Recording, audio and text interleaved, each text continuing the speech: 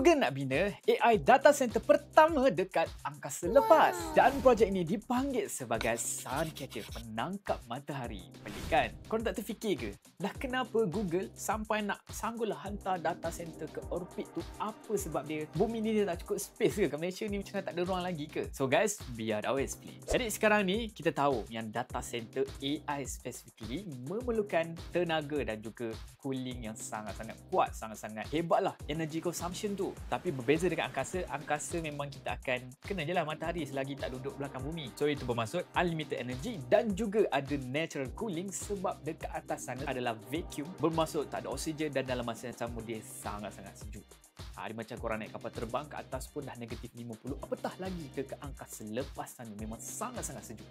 So itu bermaksud tenaga dah ada, cooling pun dah ada juga. So jimatlah kan, tak payah bayar air, tak payah bil elektrik, tak payah nak bayar tanah semua tu, mahal. Jadi plan untuk projek Suncatcher ni di mana dia akan menggunakan ratusan satelit kecil yang akan terbang dalam orbit rendah bumi dan setiap chip tersebut akan adalah chip AI seperti GPU, solar panel dan juga laser communication untuk interact lah di antara satu sama lain. Jadi menurut Google, penggunaan data center AI dekat space sana adalah 8 kali ganda lebih efisien daripada kita guna dekat bumi. Jadi Google dah plan nak lancarkan dua satelit pertama prototype menjelang tahun 2027 dan ini adalah dengan kerjasama Planet Labs. Dan kalau semuanya berjalan lancar, semua produk mereka boleh tahanlah atas sana dan running boleh sustain, maka konsep ini akan dikembangkan lebih besar menjadi constellation lah yang besar kan, dengan target tempoh masa menjelang tahun 2030-an, tak lama pun. Tapi benda ini bukan senang. Nak buat data center kat tanah sendiri pun dah susah, apatah lagi ke angkasa sana.